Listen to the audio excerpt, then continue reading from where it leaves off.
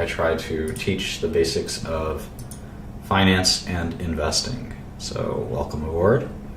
And we are going to be looking at IBM today. So I'm going to be paying attention to only this Yahoo Finance chat. We've kind of gotten rid of the blab idea.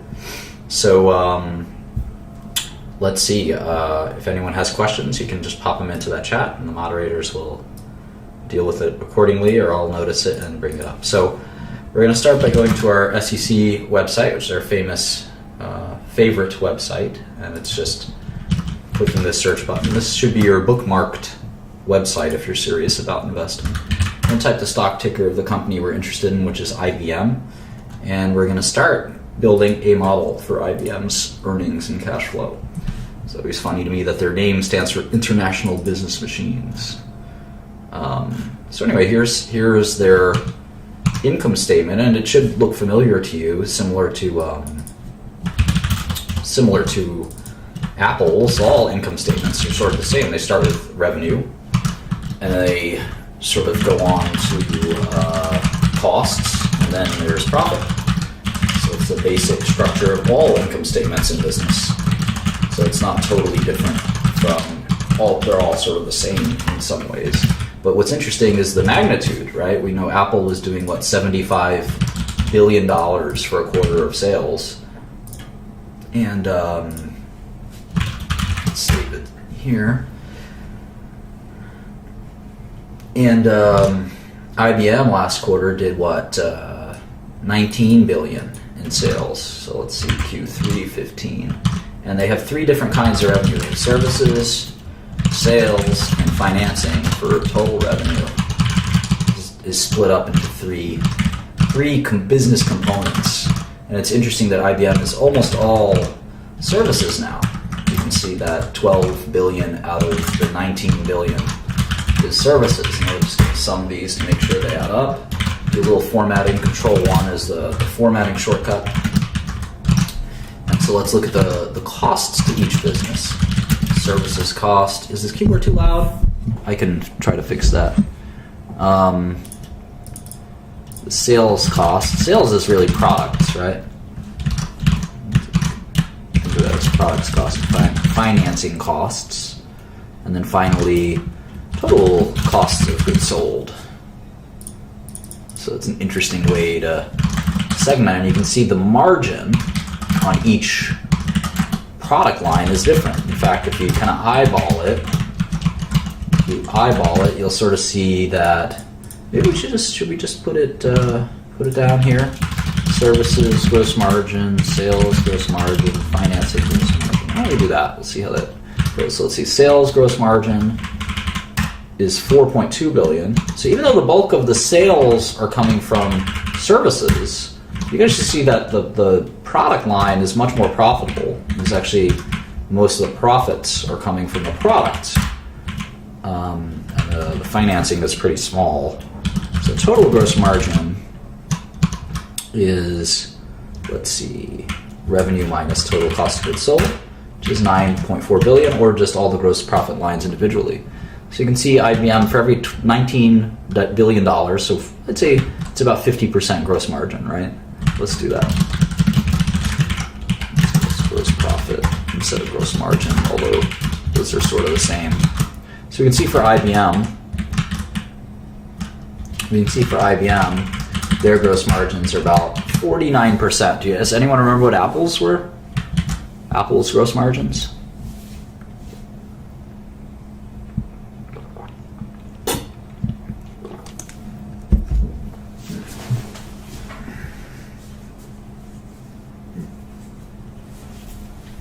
Come on.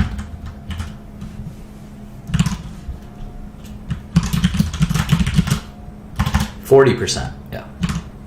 So IBM kind of keeps 49 cents of every dollar, whereas Apple keeps 40. It's kind of interesting. They're not similar businesses at all, really.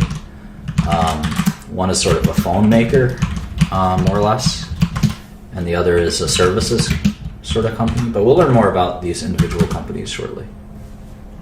All right. I don't know what I just did here, so let me just... whatever it is, I don't like it. All right, here we go. So selling general administrative, 4.7 billion, research and development, 1.2 billion. So operating, we call these operating expenses, right? Operating expenses. Operating income is gross profit minus operating expenses. So they have about 3.4 billion. So 19 billion in revenue and 3.4 billion is their final kind of operating profit for their business. We're not including interest or taxes yet. Sometimes call this EBITDA. That's how you pronounce it, EBITDA. Not EBITDA, but EBITDA. And it's earnings before interest, taxes, depreciation, and amortization. And sometimes it's just EBIT, earnings before interest and taxes. So that's sort of one way to think of operating income. But then we have interest income. In IBM's case, they kind of have a variety of, just call it other income. It's probably best. And there's a bunch of positives and negatives. So 188 plus 133 minus 117. So they've sort of got 3.6 billion of, we'll call this pre-tax income. And then taxes and net income. Taxes, I'll try to be quieter on the keyboard, sorry about that. Taxes of 659 yields net income of 2963. Let's see, we're off by one, which always disconcerts me. It could be due to rounding. It's often due to rounding, so I'm sure it's fine, but I'm a stickler for detail, and I see that we're off by $1 million. That, for whatever reason, always ticks me off.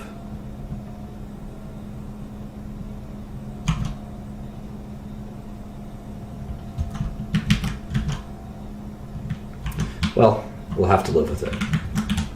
So, IBM made $3 billion last quarter. $3 billion last quarter. They have 975 million shares outstanding. In fact, we didn't do that. The first thing we typically do is we dive right into the model. The first thing we typically do is look at our basic 6 properties of a company. So why not do that now? What's the stock price of IBM? You can go to Yahoo Finance. I'm just going to go on Bloomberg because I have it open. Stock price of IBM is $137 per share. How many shares do they have outstanding? Well, it's on the first page of the 10Q, but it's also oftentimes in the balance sheet. Here it is, where they have 2.2 billion shares issued and 1.2 billion shares in their treasury that they've bought back. So you have to subtract those two, and you get 970 million shares outstanding, at least as of the end of Q3 15. So the market cap is obviously the product of multiplying the two. There's 970 million shares. So the total value of the company is those 970 million shares times the price per each share, which is 137. And so the value of the company is $133 billion, which is, what is that, about 1/5, right, of Apple. So Apple could buy IBM pretty easily. How about cash and debt? All right, cash looks like they have 9,480 million and then 88 million in securities. So I include that 88 million. They have accounts receivable, financing receivables. That's interesting. Financing receivables. How do we treat those? Interesting. I think that they're not really receivables in many ways. So we're going to ignore those in terms of cash. Long-term financing receivables, etc. They have some investments in sundry assets. I don't like to include that, but it could be another 5 billion in cash right here. So let's just leave it at around 9.5 billion of cash. How about debt? Here's a big slug of debt, $32 billion of debt. So they have a little bit of leverage, as we like to say. They have debt. Here's a short-term debt, $7.5 billion. The total of $40 billion in debt. So they definitely have used debt. So the enterprise value is much bigger than the market cap. The enterprise value is $163 billion, while the market cap is $33 billion, which is, I think, interesting. any amount of income this company makes. Let's say they made 10 billion in any year. It actually would take you 16 years to get your money back. But if you use the market cap, it would be 13 years. But the real answer is 16 years because you have all these lenders you have to pay. On a cash-free basis, right, there's negative $30 billion of cash. There's 10 in debt and 10 in cash and 40 in debt, basically. So there's negative $30 billion in IBM right now. So that $30 billion has to be made whole before a stock owner gets any of it. All right, let's go back to the model. And you should all be able to do this, maybe not as quickly as I can, but sort of in a similar way with just Microsoft Excel or your own spreadsheet software, like I think Google has Google Spreadsheets. So anyway, that was the Q3. Let's do Q2. And we can also do the year before. We didn't do that. We can easily do prior year. So the way we do prior year is we're just going to copy and paste all this stuff, paste it into the prior year, and we just get to pop in the constants. And the formula is like revenue is a formula. Revenue is just the sum of the 3 individual revenues. So you don't have to put that in. You can just put in the hard formula, the hard constants.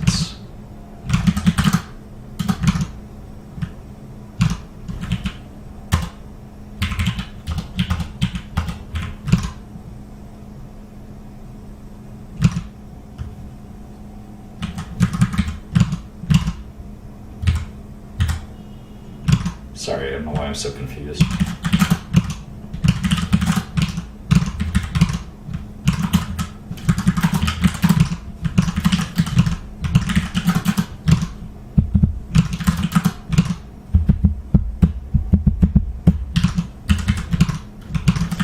Okay, so we can see that IBM's revenue dropped 14% year over year. New divided by old minus 1 gives us change of 2 figures. So new is M6, 19 billion. Old is I6, 22 billion. And expressed as a percentage, that's negative 14%. So obviously this company is shrinking. IBM has significant issues as opposed to Apple, which grew 2% last quarter, right? So keep that in mind as we try to value these and thinking about discount rates and all those types of things. We have to seriously consider the fact that IBM is shrinking, which is telling us something about their business. Any business that's shrinking, we have to be skeptical, I think, of future cash flows. So let's do the next quarter, Q2. And it gets easier after you set up the model. Each quarter, plugging into each quarter is actually pretty easy.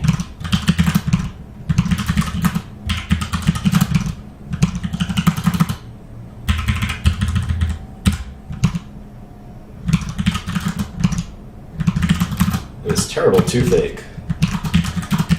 It's the first time I can't wait to see my dentist. See what is going on here. All right, so here you can see IBM is just typically making about $3 to $4 billion every quarter. So we'll worry about what that's like shortly, what that means shortly. But as you plug in these numbers, it's a little boring, so you want to kind of notice things as you plug them in, right? You want to notice things like that. And this is why I like to do it manually. It's because you get to learn a bit about the business as you do it manually. You really get to kind of appreciate the numbers on a different level than if you had a computer fill it in or you copied and pasted it or something like that. I don't encourage you to do that. I think it's important that you kind of get to feel the numbers, if that makes any sense. Trust me, it's true.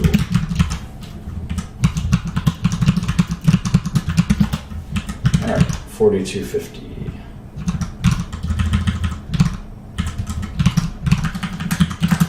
All right, so we can see here that they have been shrinking 2 quarters in a row now. 2 quarters in a row now. Margins have been pretty steady around 50%.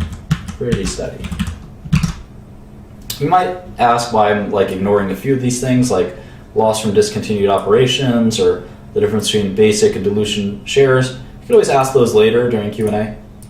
You know, obviously if I'm ignoring them, it's somewhat safe for you to ignore them too. All right, one more quarter here, Q1.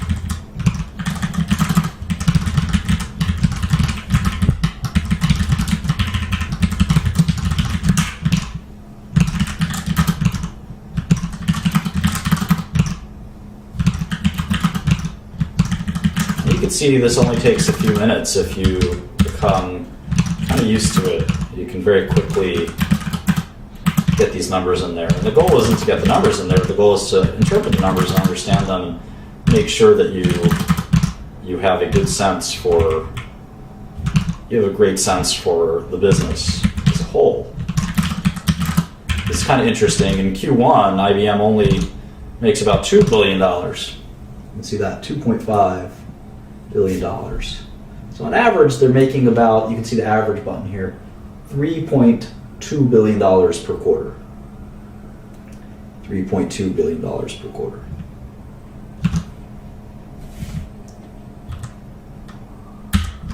All right. Now for the 10K, I like to read the press release. I've explained why before. It's an underwriting agreement, so let's see if we can find the 10K quarterly. Where were they when they have issued that? Probably around here. Maybe here. Maybe here. Here it is.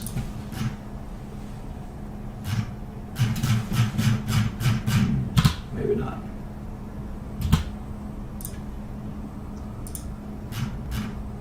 Here it is, fourth quarter results for IBM. And this is in their this is their press release. Maybe it makes sense to go to the 10K. 10K. And I want to show you something from the 10K in general. Here's the IBM 10K. This is going to be really important to read. We're going to read it together in a minute. So why not look at it now?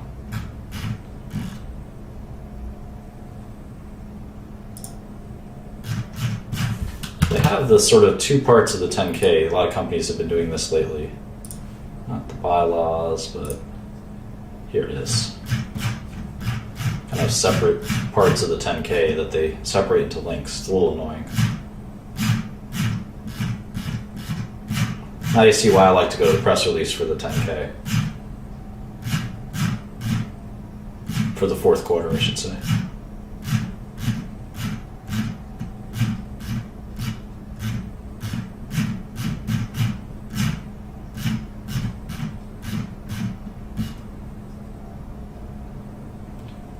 Here it is.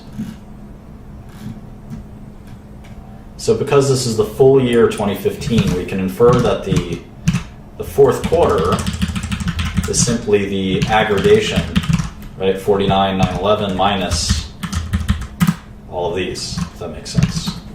This is 29,967. This is 1864.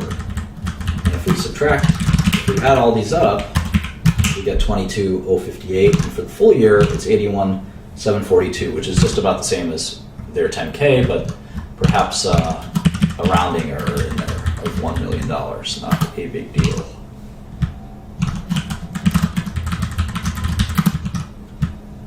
And that's why doing this off the 10K is a little cumbersome, because you have to do all these kind of additions and subtractions. It's not terrible, though.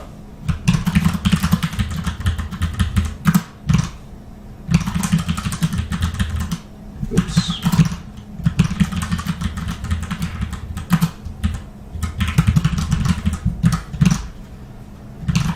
And we're almost done. we're getting a picture of IBM as we do this, right? The picture is they make about $2 or $3 billion a quarter, or about 12 or 13 billion a year. And you can see in 2013 they made 16 billion. They made 16 billion. Why does this all matter? Well, we'll get to that in a second. The price we pay for things is definitely related. Oops, got this wrong. 2581. Maybe not. Yeah, that sounds about right.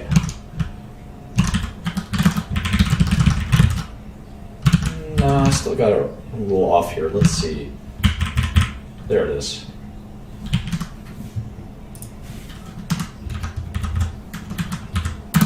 Aha, all done.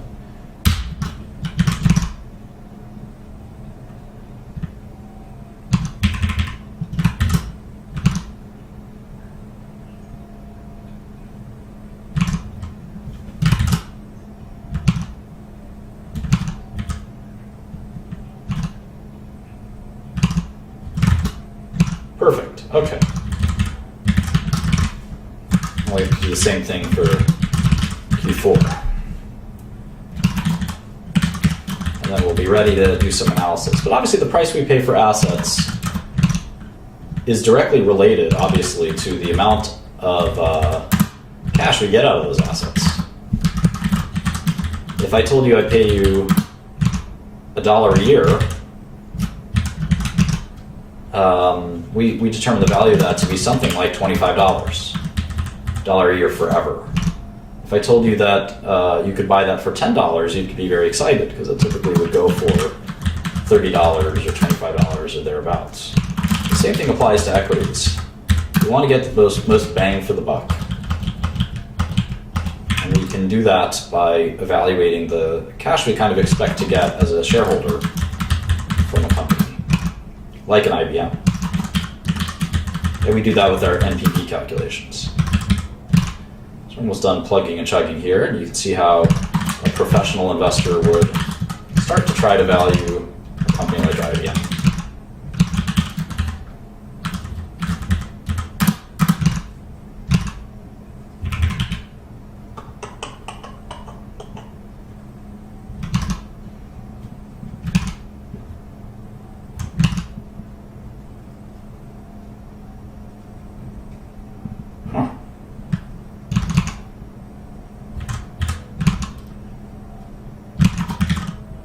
I noticed something. We seem to have had a windfall of some kind last year. No matter. Okay, so the picture is in 2014 IBM made 16 billion, in 2015 they made 13 billion, and even in 2013 they made 17 billion. So 17, 16, 13. Their income has been declining, so has their revenue. What does this all mean? Well, we've done this before where we've taken NPVs, and we're going to do that one more time. So now we'll have done it for two companies.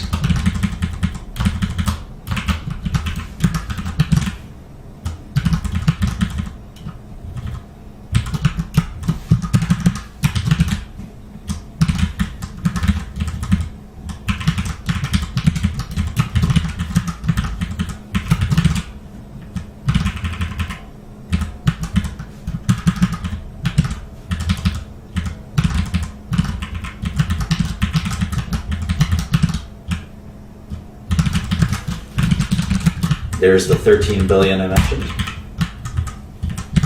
And so now what will IBM grow in how will they grow in 2016? You can see that they've been declining about 10% a year. So let's assume, for argument's sake, that they'll decline 10% a year even further. So times 0.9 would give us that 10% a year kind of decline. I mean, I assume that it will slow down at some point, right? Like maybe they'll start declining 5% per year. It seems pretty crazy if they were decline that much every year, right? How about gross margin? You can see it's been 50% since as far back as we can look, right? So let's assume it'll stay at 50%. gross profit times 0.5. Even though margins should go down as revenue goes down, right? Typically. Well, let's assume that for now.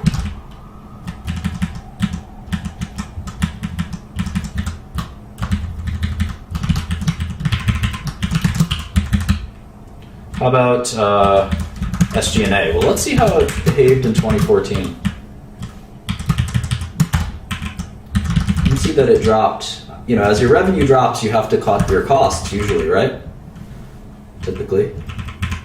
So IBM's revenue, R&D spending, and SG&A spending dropped as well. Let's see by how much.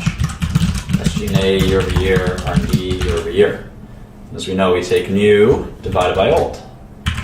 New divided by old minus 1. You can see their costs dropped. They didn't cut much in R&D. They cut some on SG&A. Let's see how much their revenue fell. It's obviously a dangerous thing. When your revenue is falling faster than your costs, your profit will really start to fall. And you can see that's kind of what happened here.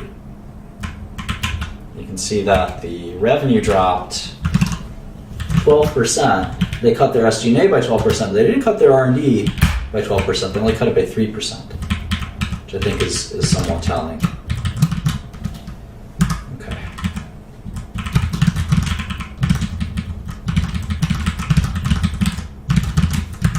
And that's why their net income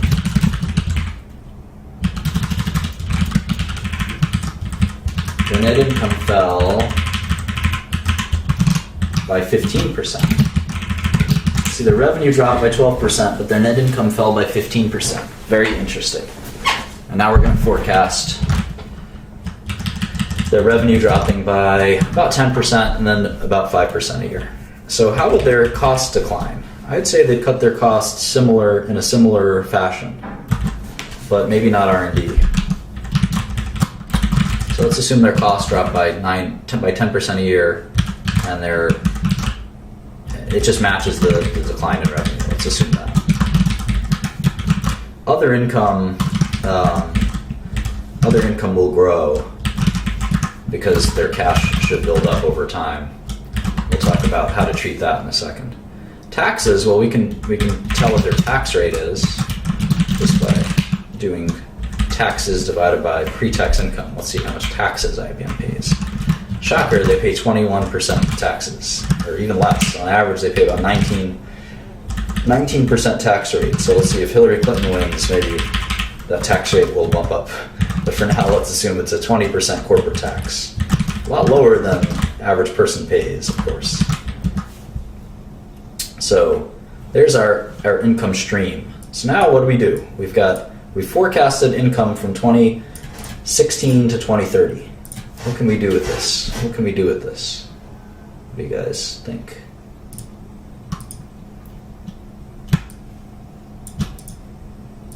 We have them going from 11 billion to 12 billion to 10 to 9 to 8 to 7 to 6 to 5.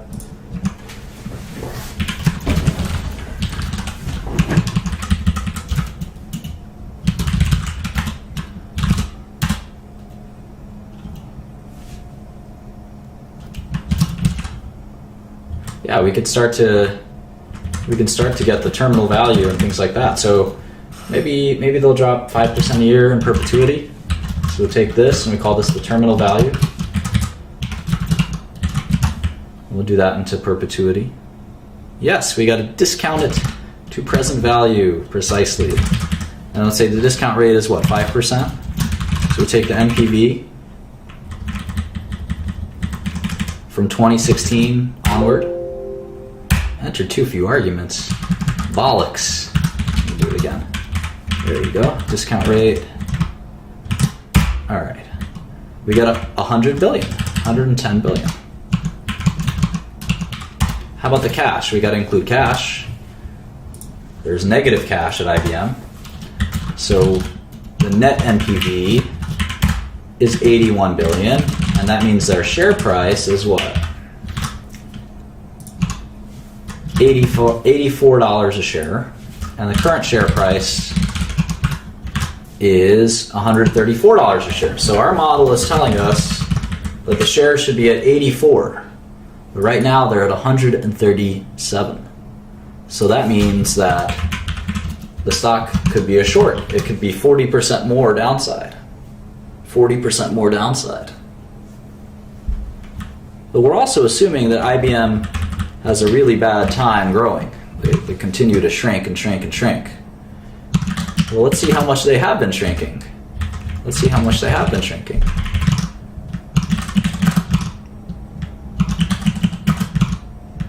And then we got to look at the business and see if they'll, why do we think that they'll shrink or not shrink? They have Watson. Isn't that going to help? They only shrank 6% in 2014. So 2015 was a really bad year where they shrank 12%. How about 2012? How about 2012? 2011, let's go back. And then we're going to actually study the business, because that's going to really be what tells us the future. Not just past results don't tell us anything, really. It does give us a scope, though. Let me explain what that means. It gives us a sense. It gives us a sense for what's possible.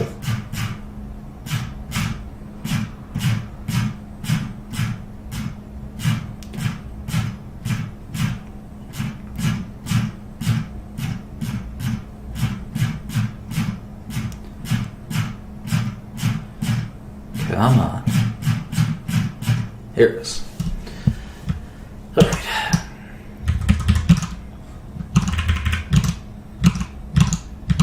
They discontinued some operations. That's why these numbers don't look the same necessarily. They've been selling businesses, which is another reason why the revenue might be going down.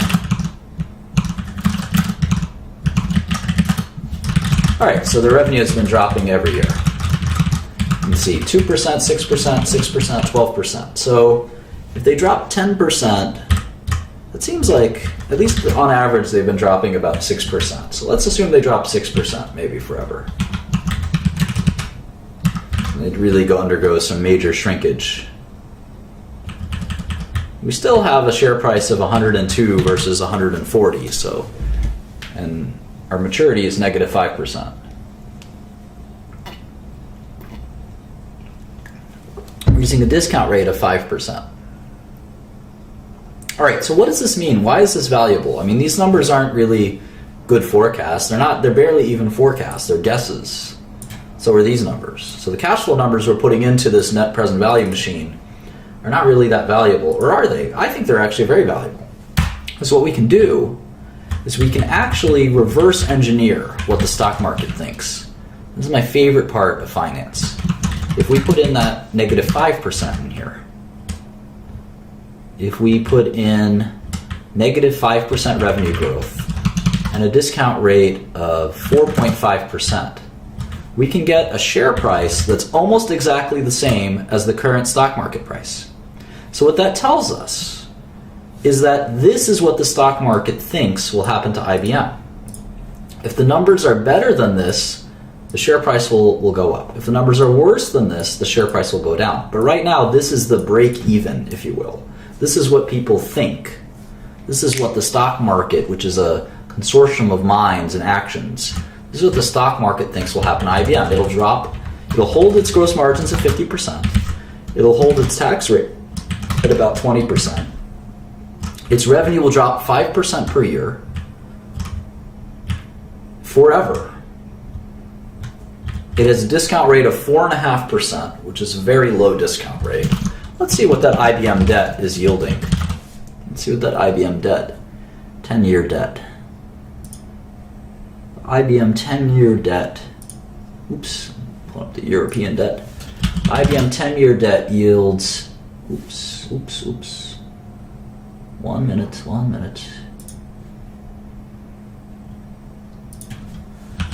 The IBM 10-year debt yields about 3.5%. So it kind of makes sense for the equity to yield 4.5% in terms of discount rate. That makes sense, right? Equity is less valuable or less riskier than debt. So if we add all this up, this is what the stock market thinks. And it's our job as an investor to see if this is reasonable or unreasonable. Is this reasonable or unreasonable? Will IBM decline by 5% a year? Will they decline by more than 5% a year? Or will they decline by less than 5% a year? Maybe they'll start growing again. I know their plan, all businesses, their plan is to start growing again. They definitely want to grow again. It's not like they're trying to decline. They really do want to grow again. So before we can really forecast any more accurately, we have to do that thing that we refer to as fundamental analysis. And the first thing I like to do when I look at a new business that I'm not familiar with is I like to do what I call segment analysis, or just segmentation. And what that means is I want to understand each part of their business. And the best way to do that is through their 10K. Their most recent 10K, again, you can get from the SEC website, hit the stock ticker, and the 10K is unlike the 10Q, the 10K really goes in depth. The 10K really goes in depth into the company. So we're going to read this somewhat slowly and somewhat painfully and carefully. The first page of the 10K is very boilerplate. It says the company name, it's got their phone number, and I would encourage you to call the phone number and say, hey, I'm a shareholder. I want to talk to you about the company. And there's nothing wrong with doing that. There's a bunch of people sitting there, and they're paid to talk to you. So there's absolutely nothing wrong with calling that phone number and saying, I want to talk to investor relations. I'm a stockholder. Even if you own 100 shares, it doesn't make a difference. The nice thing about the first page of the 10K is it also tells you how many shares outstanding there are. It typically does, at least. It does tell you the market cap, which is 159 billion. All right, IBM was incorporated in 1911. It's sometimes nice to know the history of these companies. I like to write that down sometimes.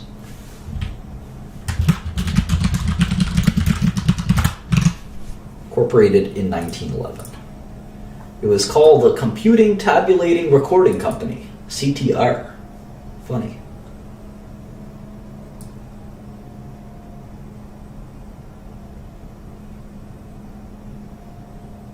The company creates value for clients through integrated solutions and products that leverage data, IT, and deep expertise in industries and business processes and a broad ecosystem of partners and alliances. Okay. IBM solutions typically create value by enabling new capabilities. A lot of corporate speak here, not very direct.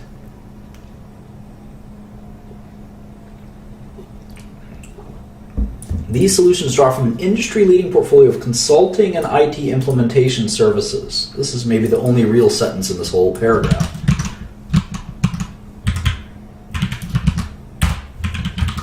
Industry-leading portfolio, we can remove that. That's corporate speak.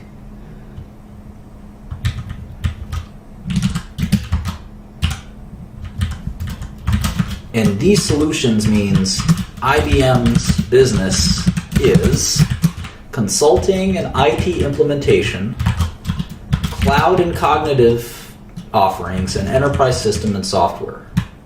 That's it. This whole paragraph, this is the translation. IBM's business is consulting and IT implementation, cloud and cognitive computing, and enterprise systems and software. Okay. That is a little more understandable than this kind of corporate speak.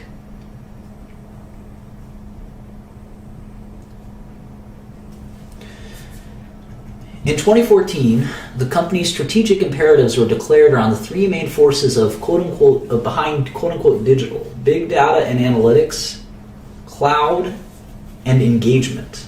Not sure I understand what that means exactly. Since 2010, IBM has invested $30 billion, built out the IBM Cloud on a global scale, established the Watson Group, announced 50 acquisitions, including the landmark alliance with Apple to bring mobile to the enterprise. Okay. As IBM's clients transform, digital itself is not the destination, but a foundation to create a truly cognitive enterprise. So we use the phrase enterprise often in business to mean businesses, as opposed to the consumer. The enterprise is other companies. So IBM is mostly an enterprise software and services company. They don't sell to consumers. There's no IBM computer you can buy. You'll never interface with IBM as a consumer. So keep that in mind. They sell to big businesses like JP Morgan and Walmart. IBM is emerging as more than a hardware, software, and services company. That's kind of BS. Transforming into a cognitive solutions and cloud company. Cognitive, advanced analytics and key data, cloud platform, industry focus, IBM's Watson, can see and analyze the massive amounts of data that have previously been invisible to computers and enterprises. It's all kind of bullshit to me. Cognitive systems are not programmed. Like humans, they learn from experts, from interactions, and from big data. Ultimately, they can augment human intelligence, allowing individuals to make more informed decisions. Bluemix. Building cognitive apps through Watson Developer Zone on Bluemix. I'm going to write that down.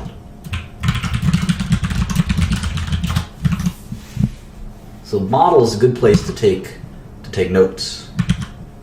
You can write down all your notes in a model. And some of my models are hundreds of pages of notes on businesses that I've followed for decades. Never really followed IBM, so now's a good time to start.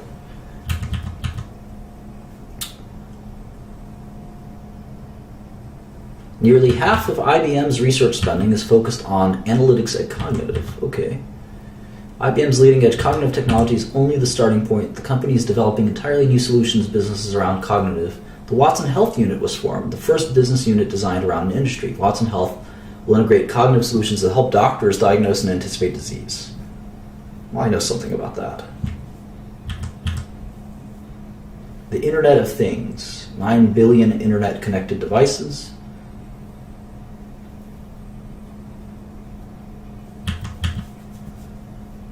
They have a cloud platform. All right, here's the business segments.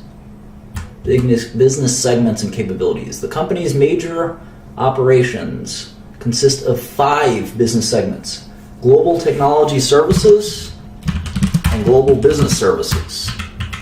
Global technology services, they'll probably abbreviate that as GTS.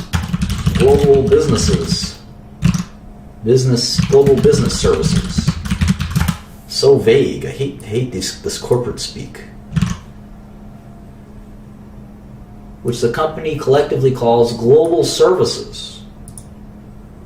Alright, so this is just global services.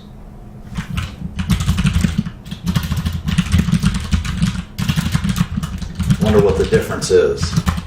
Alright, so they have the services business, the software business, systems hardware, so probably like mainframes and stuff like servers, and global financing. So let's see, 1, 2, 3, 4, 5. I'm guessing Watson is a part of software, but who knows?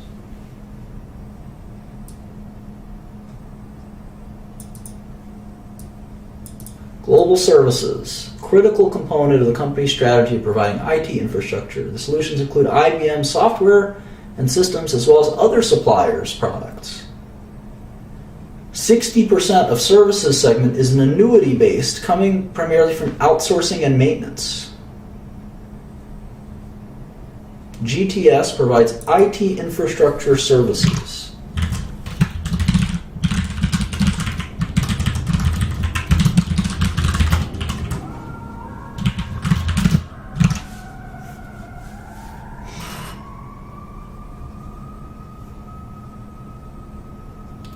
Okay, so it's outsourcing in essence. How about GBS?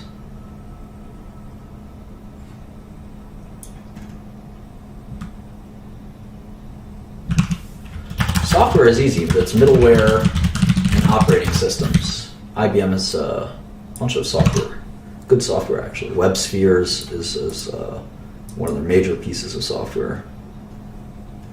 Watson is another. Let's move Watson under software.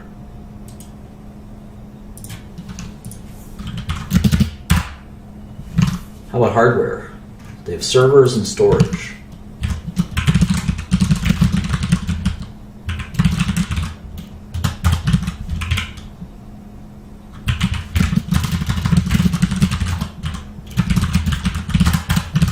financing is pretty obvious, right? It just helps their customers buy their goods. So let's see what percentage each of these make up. That'd be interesting, right? That's what I mean when I say I want to look at the segment analysis.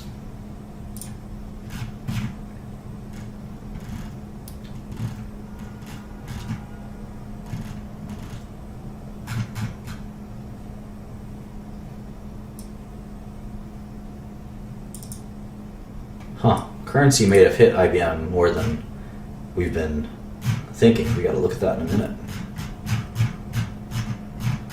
We still maintain that the markets expect about a 5% annual decline in IBM. We can use their NPV calculator to impute that. All right. So here you can see global technology services is 32 billion and global business services is 17 billion out of 82 billion. So we can actually do a percent of revenue marker here where we can say the percentage of revenue of all global services is 32 plus 17 divided by 81.7, which is 60%. So IBM is 60% services. How about software?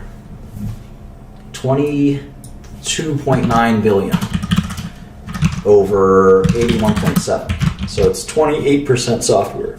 And together, that's already 90%. How about systems? Systems, 7.5 billion. So they're really not selling much. Servers and storage. Together, that's 97%. The last 3% is obviously financing and other. Let's just do 15.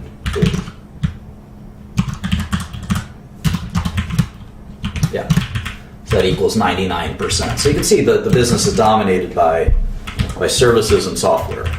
Yeah, everything else is, and most of it's services. So let's see the difference between global technology services and global business services. 32 divided by 81.7. So 40% is GTS and GBS, whatever that is 21%. That makes 60. Cool. So that tells us a little bit about their business. I like to save this in my model, so I accrue this information over time, and you'll see me make all these notes like this. I'll do GTS. I'll type name, global technology services, and one of the things I might want to write down is clients. Like, who are their clients? Is it Walmart, Microsoft, JP Morgan? Who are their clients for global technology services? It's probably huge businesses. And huge businesses like JP Morgan or Goldman Sachs or even Facebook, they're going to need IBM's consulting to understand their IT infrastructure. Should we use Amazon Web Services for some of it? Should we use Akamai? Should we use what kind of software? How do we set it up? And of course, IBM will sometimes say, well, I think you should use IBM software. But sometimes, hopefully, they'll say that they should use some other company's software. And that's kind of the way their business probably works. I know a little bit about software. I used to follow it a little bit, not too much. Okay, so that's sort of a quick read of the 10Q. We have to read way more. One of the things that I like to do is I like to go to their website. And it's interesting, they keep talking about Watson, cognitive computing, and all this stuff, but at the end of the day, most of their business is just consulting. It's just consulting. 60% of their business is just plain old consulting. And I know a little bit about their software business, and a lot of their software revenue is also kind of old database software and middleware software, which is also not that exciting. So they're really trying to make themselves sound sexy and cool, but they really have a bunch of old kind of software. So you can see why people think the markets assume that they'll shrink by 5% a year. Let's see what happens. This will be fun. Let's see what happens. What are these shares worth if they don't shrink 5% every year? What do you think they'll be worth if they'll right now the shares trade for $138, and our calculator, our model, which I'll upload to the share drive after, our model tells us that if that's the case, they'll have to shrink 5% a year to be worth $137. So maybe, let's see what happens if they have 0% growth. In other words, they keep their business flat. So they don't shrink from 82 billion to 37 billion from 2016 to 2030, and we'll keep the terminal value shrinking at 5%.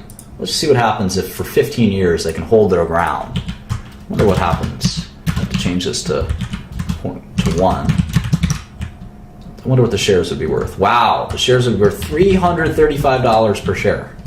Almost triple. Almost triple if they could just hold their revenue every year. Pretty amazing. But if they held their revenue every year, their costs probably wouldn't drop every year. So we probably have to fix that. That's an error. Let's assume they have the same costs every year as well. All right, that's a little more reasonable. It's a little more reasonable. It's not a double or a triple. It's a 30% gain. Because we had their costs dropping with their revenue. So if their costs stayed the same, that makes sense. Well, what would happen if they grew? Let's say they grew 5% a year. Let's say they grew 5% a year from here to 2030. And I assume their costs would also grow 5% a year. That would make sense. Okay, then their shares would be worth $300 a share. So you can see just a little change in the growth rate every year can really make a big difference. But of course, the market thinks they're going to drop by 5% a year. And we have to, the way that we're going to try to figure this out is we're going to have to look at similar companies. And similar companies to IBM are not Apple. Their competition for consulting services are companies like Accenture. In fact, Accenture is I think they're a public company. They may not be anymore. They were a public company at some point. Yeah, I guess they're private. Oh, let's see. No, they're still public. Accenture. It's a consulting company. There's another company called Infosys.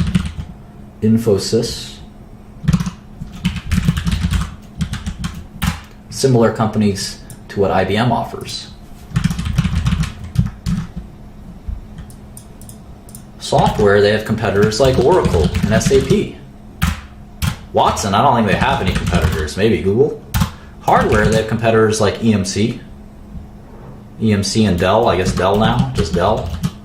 Financing is such a small part of their business. It's not really a part of their business. Xerox, sure. Lots of different competitors. So IBM is more of a consulting company that's got a little bit of a weird kind of software business more than it is anything else. They've kind of sold the rest of their stuff.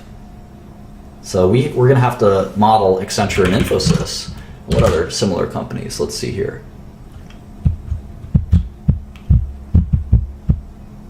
Cognizant, Tata, these are all consulting companies. I know Tata has been a great company.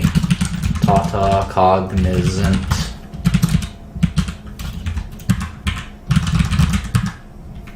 These are their competitors. And these companies go into these major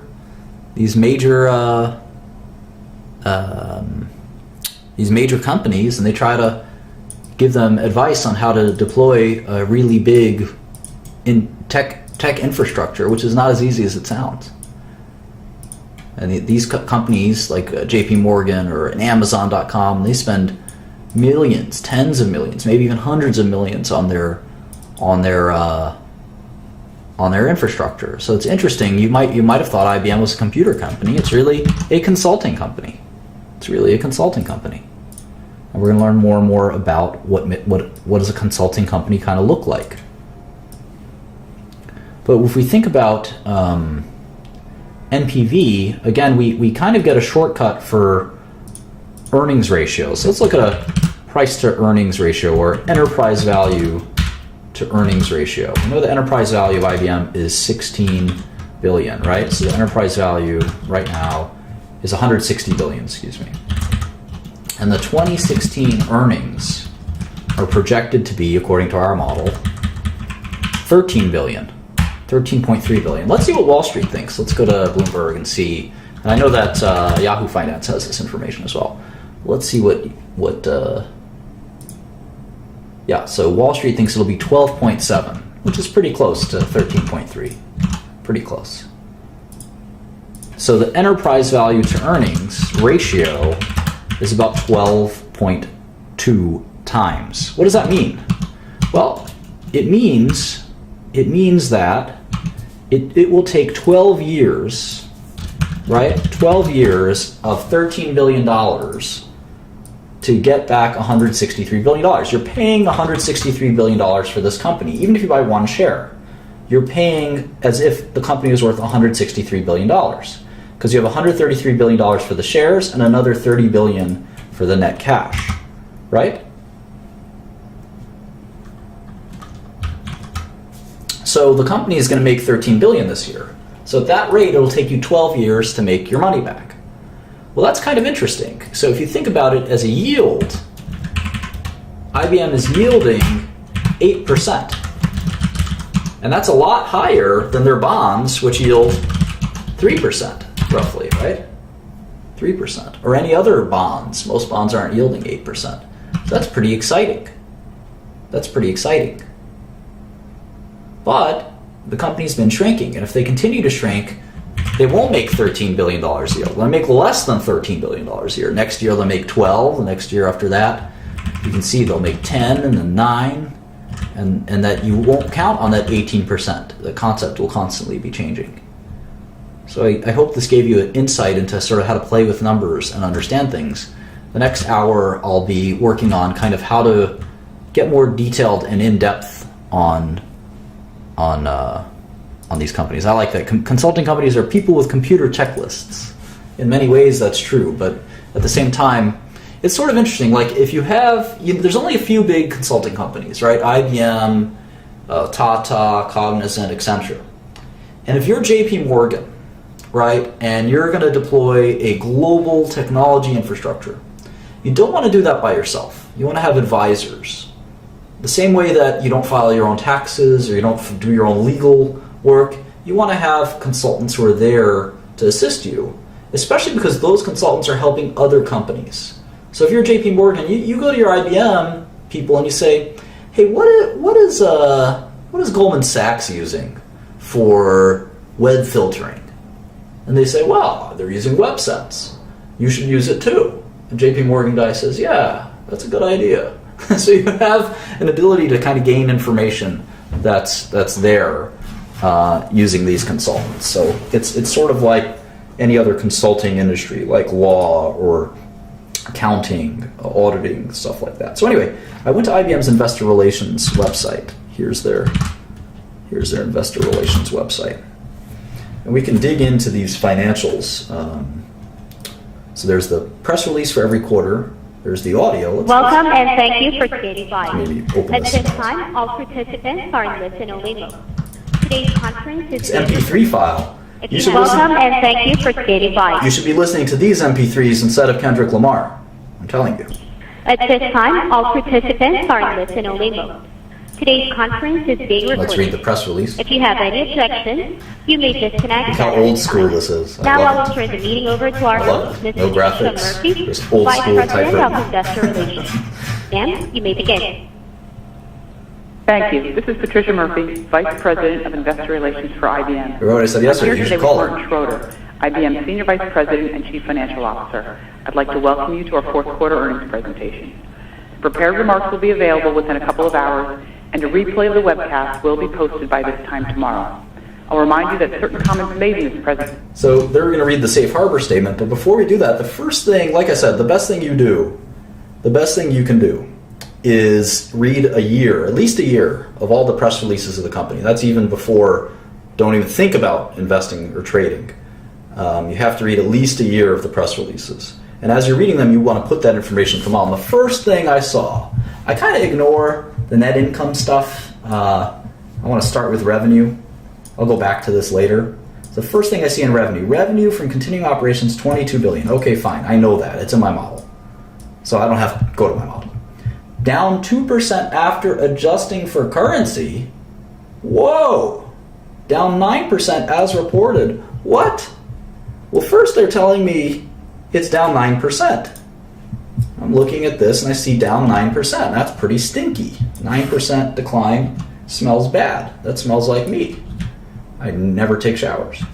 But then they say that's the reported amount. The actual amount is 2% when you adjust for currency swings.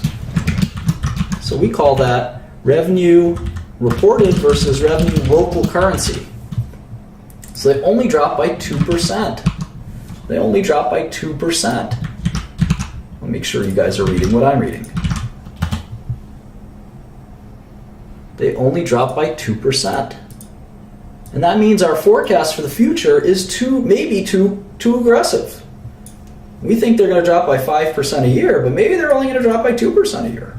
Let's see what happens if we pump that in. 0.98. 0.98. And they cut their costs by 2% as well. Now the shares are actually kind of cheap. Not by much, they're basically fairly valued. But it's telling, it's very telling. And then the other big error in this model is this line, which we'll get to in a minute. In fact, I'm going to color it yellow because it's really important. It's the interest income. And we're going to have to think about that really carefully.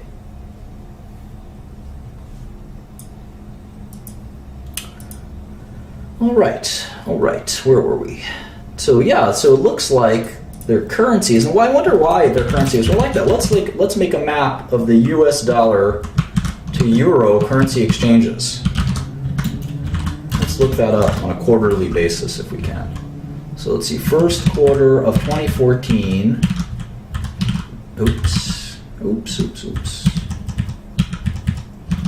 The average euro price was $1.37. Let's go to the next quarter. Q2 14, it was also $1.37. Make sure I got that right. Yeah, 137.04, 137.16. How about the third quarter? 7.1 to what? 8.9, 9.30. Then it was 132, dropped quite a bit. 132.52. Okay, how about the fourth quarter? 10, 1, 14, 12, 31, 14. 124.88. IBM is an international company. Literally the first letter of IBM stands for international. So we have to look at the currencies because this could be a big impact. 112.68. Big drops in the euro relative to the dollar.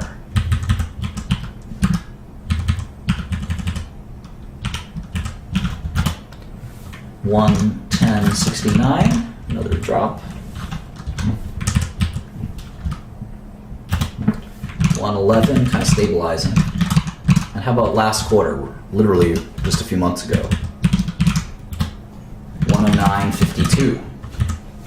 So if you do a year over year, you'll see that the euros dropped 12% year over year. So you can't blame IBM for dropping some of it, because at the end of the day, they would have dropped 2% if they only would have dropped 2% if the euro is a little more stable. So IBM is maybe not shrinking as fast as we thought. Where's the euro right now? Soon the euro is sort of staying stable. So if it stays at this rate, you can see that the currency is not going to drag anymore. Last quarter, it dragged 12%. But next quarter, the euro will actually be flat year over year. And the quarter after that, and etc. Because the euro can't go down forever. In fact, it'll probably rebound at some point, and then IBM will report revenue growth that's it's actually more than you would expect. So chances are IBM isn't shrinking nearly as much as it looks like. That's very interesting. Let's keep reading and listening. You learn a lot from this. Presentation may be characterized as forward-looking. under the Private Securities Litigation Reform Act of 1995. So immediately I see, I want to keep Those track of statements this. involve a number of Services factors that backlog. could cause What is actual that? results What's a to differ backlog? materially. Additional information concerning these factors is Wonder. contained in the company's What's backlog? filings with the Sounds SEC. important. Copies are available from the SEC, from the IBM website, or $121 billion, that's a lot. Investor Relations. I wonder what that Our is. presentation also includes certain Revenue was non-GAAP up financial 1%. measures in an effort to provide additional information to investors. All non-GAAP measures have been reconciled to the related GAAP measures See, I'm putting accordance in with SEC rules. this data as I'm reading. You'll find reconciliation charts Full at the end year. of the presentation and in the Form 8. Full year was only down to the 1%, SEC. adjusting for currency. Now, I'll turn the call over to Martin Schroeder. That's even better. Thanks, Patricia. Let me start by saying we're pleased with the progress we made again this quarter. We delivered revenue of $22.1 billion, operating net income of $4.7 billion, and operating earnings per share of $4.84. As we get into our results, you'll see that our fourth quarter and full year performance reflects the transitions in our business as we address the significant shifts in our industry. I don't like it that the CEO of IBM can't be bothered to join the conference call. I don't play that. Tim Cook goes on the Apple conference call. Why is she so special? IBM's 5 times smaller than Apple. All right, so you see here, this is another thing I want to point out as you read through this. It says revenue from continuing operations is $82 billion, down 1% adjusting for currency. So here it says down 12%. But now they're trying to tell us it's down 1%. Well, I don't believe you. Explain to me why it's not down 12%, it's down only 1%. Well, 8 points came from currency due to the weak euro, I'm guessing, and 3 points from divestitures. What's a divestiture? It's when you sell a business. So obviously, if you sell a business in 2015 or in 2014, you're not going to get the revenue that you were getting from that business anymore. You're going to get cash instead. And if you decide to sell one of your businesses, like I know they sold their PC business to Lenovo, the laptop business, you're not going to be able to book your revenue anymore. But you have to exclude that out if you want to think about what's going to happen in the future, right? So if they're only going to shrink by 1% in the future, 1% in the future, then we're really looking at even better, $163 stock instead of $137. And this maturity of negative 5% seems really onerous, right? That's when we thought this was a really fast shrinking business. Maybe it should just be negative 3%. Oh my gosh, now it's $180 a share instead of $140. That's almost starting to get to the level where it's worth buying. What if it was negative 1%? What if they just shrank 1% every year from here on out, just like they did last year? Then you're talking about a $200 stock versus a $137 stock today. Well, what about cash? What about cash? I actually want to point this out. This is really important. Let me show you something that's really crucial. Will help you understand how finance works. I'm going to pause reading the press release. I'm going to pause the conference call, and this is so important. I'm going to point it out to you. We're going to go to the most recent statement, which is the 10K. We're going to go to the financial section where the balance sheet is. Where's the balance sheet? Financial position, page 78. Let's go there. We're going to jot down the balance sheet really quick.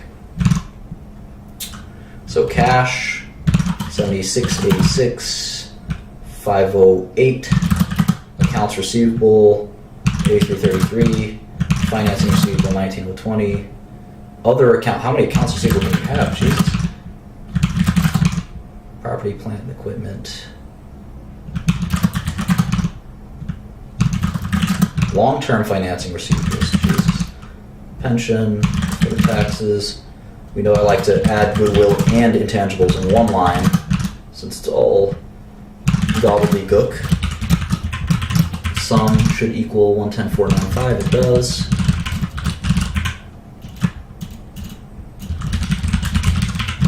$4,822 pre-pension. 1734 is no, that's deferred taxes. This is pension. This is PP&E.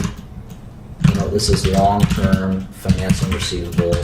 PP&E, prepaids, inventories, other receivable, short-time financial receivable, accounts receivable. Do they have inventories? Where are the inventories? 1551. I already did that. Okay. So that's the balance sheet on the asset side. How about liabilities? taxes, debt. Add short-term debt and long-term debt. So there's one debt. Accounts payable, of course, compensation. Deferred income is deferred revenue. Other accrued. Retirement, that's pension. You can argue that that's actually debt. Shareholders' equity. Sum it up, it should be 10,495 is 10,496. That's close enough. Taxes, debt. All right, so here's the debt, here's the cash. So net cash is negative 31 billion, and of course, the main page we use the Q3 cash. So let's do 8194 and 39889. All right, so here's what I wanted to show you. Let me just fill this out for posterity's sake, just to finish up here. Compensation for revenue. Other. It's weird. Hang on. This is deferred revenue. Debt. Taxes, debt. Accounts payable, here we go, compensation.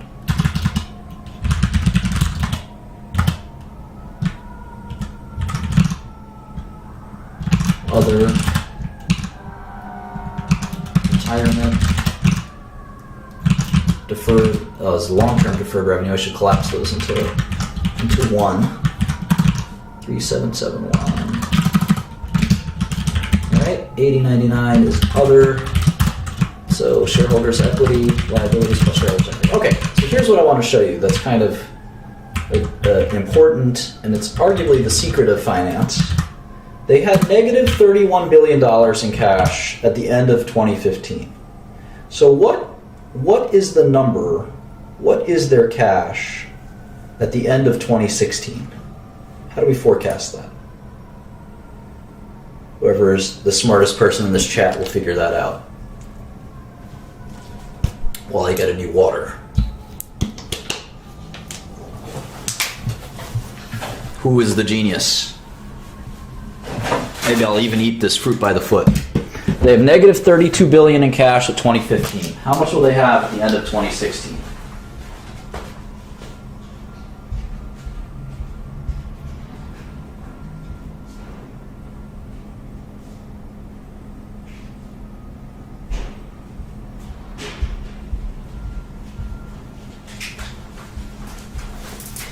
Who is the genius? Do we have a genius here? No. Not the rate of change of the dot. Come on. What is that? Burn rate? IBM makes money. There's no burn rate.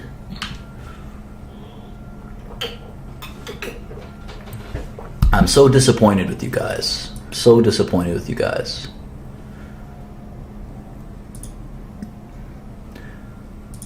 Let's see some more people who have some answers. There you go, Coke Zero. That's our reliable Coke Zero who's smarter than everybody else. Well, think about it from your own perspective. Let's say you make $50,000 a year, and in our imaginary world, you don't have any costs. Or maybe you make $100,000 a year, and you spend $50 on yourself. So at the end of the year, you make $50,000. And if you started the year with $50,000 in your bank account, you ended 2015 and you began 2016 with $50,000 in your bank account, and you made $50,000 in 2016, well, you'd have $100,000 at the end of the year. IBM's the same thing. They started the year with $32 billion in debt, and they're scheduled to make net income of $13 billion. So we're just going to add these two up. All right, maybe someone can tell me how much they're going to have at the end of 2017.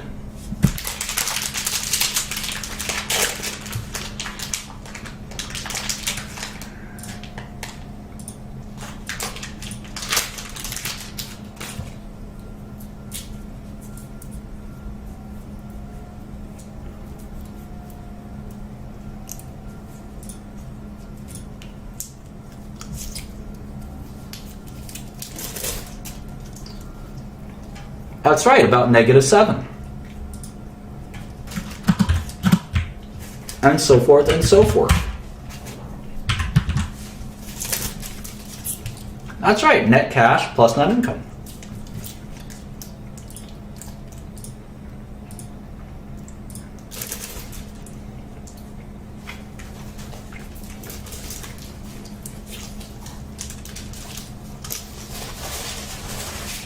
Yes, dividends and buybacks will subtract from cash, but we don't know what dividends and buybacks will be. So let's just forecast it this way. And trust me, this ends up working really well. So I'm going to copy and paste this number all the way out to 2030. And look at that. By 2030, IBM will basically have made back, and if they don't pay a dividend or do a buyback, they'll have made back all of their cash of their current market cap by 2030. Isn't that interesting? You can increase the resolution if you can't see the numbers in the screens.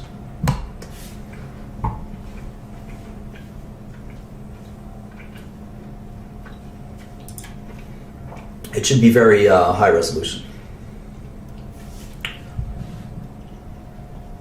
Now, if the company is $100 billion on their balance sheet in 2016, how much should they be earning in interest income? What do you guys think?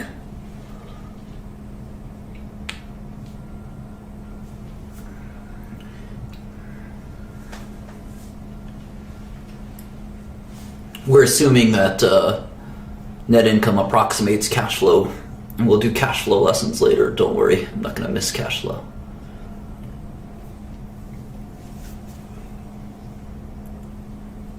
And this is the key to finance. Companies should be using their cash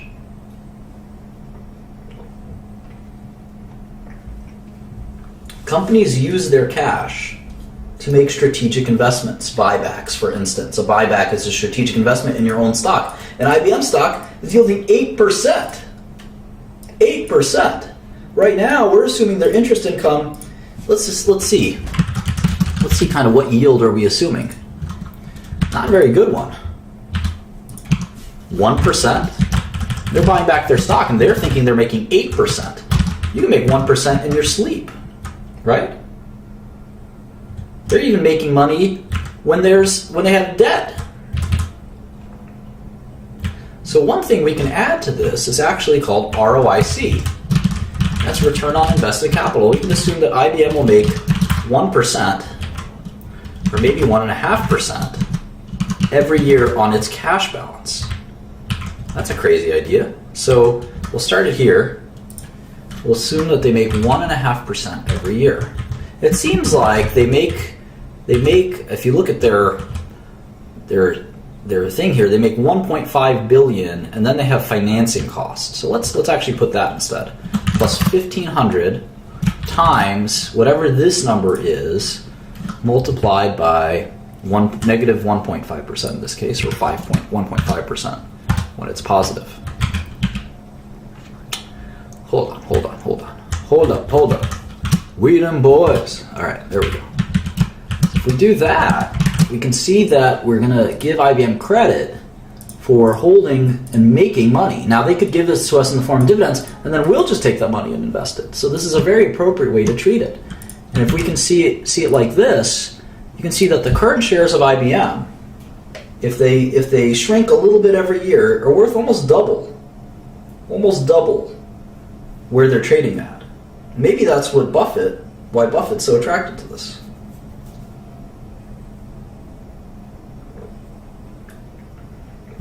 Maybe that's why Buffett is so attracted to the stock. It does kind of look cheap. The fact that they're a consulting business that is not growing very much kind of makes sense. Tech is sort of deflationary, so I wonder but I'm not sure tech is deflationary for big businesses. Big businesses need to spend maybe more money on tech. And it's hard to say. But it certainly looks attractive. Now, making double your money in a stock is very attractive, especially a company like IBM where there's a lot of safety. Now, we're still making some assumptions here that we're taking a lot of liberty on. We got to be very careful about those assumptions. So, but that's the idea that companies take their cash and invest it is something that's so important to the way I value companies. And estimating what kind of return will they get. If it's 0.5%, some companies can make a huge amount. They can make 4, 5, 10% sometimes on their cash. Over the long run, it's very hard to make that much money. But there are companies like Gilead that's sort of the intangible. So now we have sort of 2 or 3 intangible aspects that we have to guesstimate that all push and pull on this NPV. How much money can the management team take, and how much money can they make for the shareholders by investing their cash in projects like Watson? What will the company look like, and what will their maturity rate be in 20 years? Will they decline in perpetuity, and by how much? And how much should we discount those cash flows? Those are the 3 kind of main conceptual ideas when we model a company. In this case, when we give it our best guess, and we kind of see that the shares are pretty cheap. They're pretty cheap. Forgot how we felt about Apple. Let's open up our Apple model and we'll see. Apple. How did we feel about Apple? We tended to think that the stock could be a short. But we also assumed that the company would fall apart. So maybe let's be less nasty to them.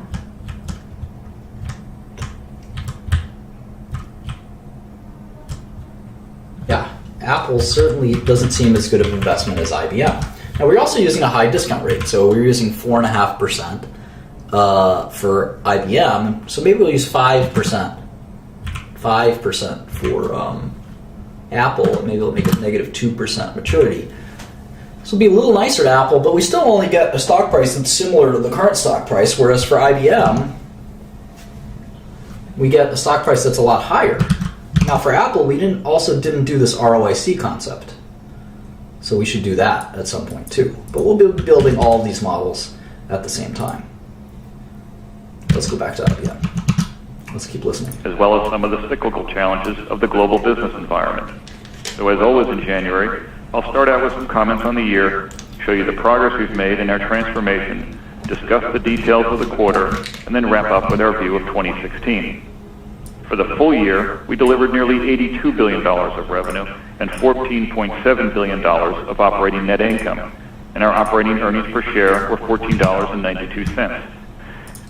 I'd like to address something really quick. One comment in here that I thought was interesting. One guy writes, "There's no way it's going down with the release of iPhone 7 in a few months."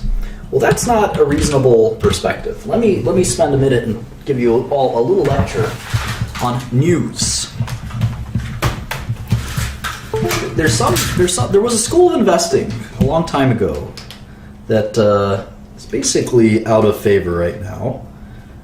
And it in essence was called, and this comment was a very dull version of that school of investing, and it was called, one moment while I get my stylus. It's called information arbitrage. And basically the idea was that if you could get information about the company's forthcoming news, and you can try to trade on it, estimate what would happen to the shares based on how favorable that news, or unfavorable in some cases, the news might be, you were able to basically outsmart the market and make a high rate of return. Well, not many people practice information arbitrage anywhere. One, considering most of it is illegal. Trying to get insider information is certainly illegal and not a good idea. But there's also this dynamic that occurs where there's no arbitrage concept kind of comes into play. And let me explain what that means in a second. Basically, the upshot is that news and stock prices, in my opinion, this is not a commonly held view, but I've been around the block a little bit, and it's my opinion. You don't have to listen to it if you don't like it, but I think it's true. And I'm going to try to prove it a little bit here. News and stock prices don't really have anything to do with each other, especially if something is quote-unquote good news or bad news. And I'll explain that and what I mean by it in a minute, but I still need my stylus to do that. There's so much junk around here that I can't find it, but I think I know where it is, actually. Give me 1 second.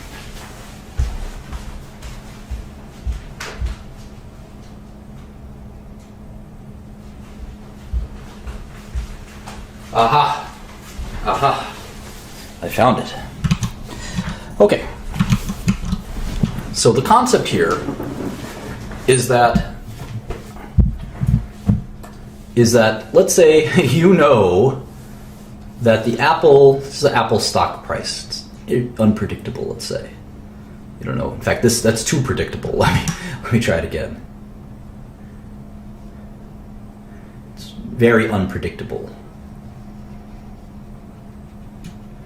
Okay, and you know that, let's say this is 2016 so far, and you know that the iPhone is being released right here. Well, there's no arbitrage that you can take, because everybody knows this. Everybody knows.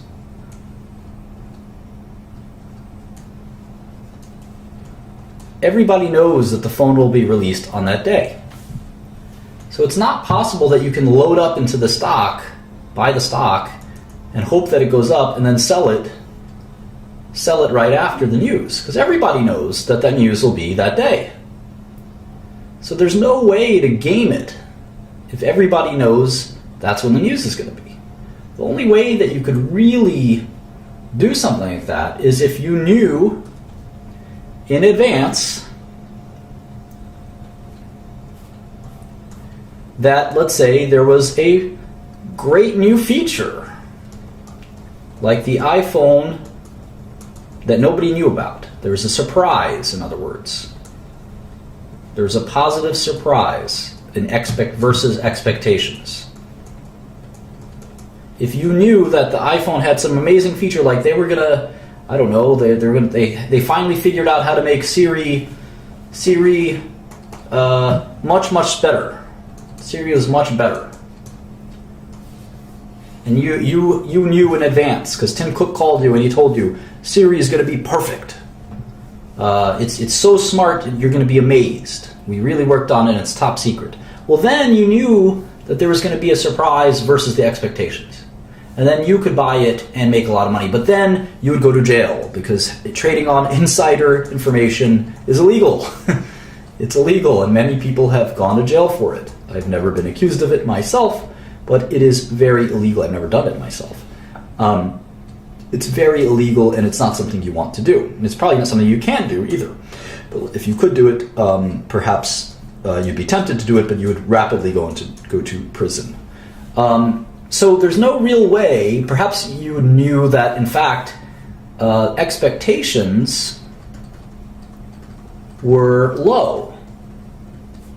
Expectations for the iPhone, I guess the iPhone 7, right? You knew that the iPhone 7 was going to be a very blah, it's a technical term, a very blah or blasé, maybe is a better term, a blasé release without many new features. It's going to be another iPhone. And that maybe you had a hunch that maybe it's not going to be that boring. Maybe it's going to be exciting. Maybe they're going to do something once and for all to actually make it a better phone. Or maybe there's a lot of hype. Maybe the expectations were that it was a lot of hype. And you said, you know what? I don't think they're going to live up to the hype. I think that this is just going to be another boring iPhone. Then the shares would fall. They'd fall on that news, wouldn't they? If it was really an underwhelming iPhone launch. Because the problem is iPhone's slowing down. It's Apple's biggest product. So you could have this news release scheduled months from now, and they could actually fall on the shares if they don't do something exciting. So the pressure is on. You know how excited people were and hyped for Steve Jobs' iPhone releases. What are they going to do that's going to be so exciting? Is iPhone going to drive you around? What can it do that it doesn't do already? Can you watch movies on it? I don't know. I'm not a tech expert, but what could they put in there that's exciting? Can they release a brand new, different product like the iCar?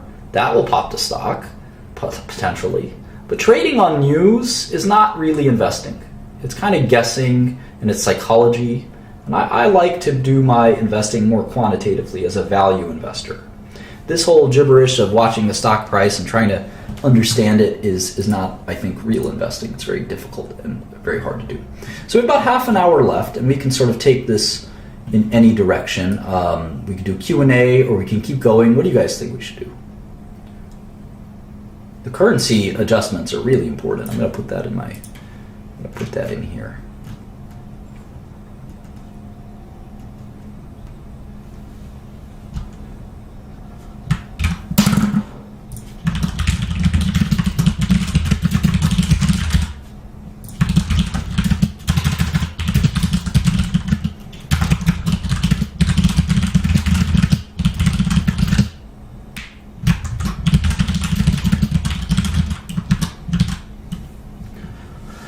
Okay, I think most people want me to keep going, so we're going to try to do that. So let's go back to this 10K, and maybe let's listen a little bit more to the IBM earnings call. This is the CFO speaking. As we've said, this transformation will play out over time, and with revenue down 1%. For the second consecutive year, we've had modest improvement in our year-to-year revenue performance, excluding the impact of currency and divestitures. I'll comment on year-to-year revenue performance on this basis throughout. Our strategic imperatives continued strong performance, up 26% for the year. This now represents 35% of IBM's revenue. Our profit and margin reflect our portfolio actions. I think it's funny that they have this strategic imperatives is doing 29 billion, and that's growing a lot.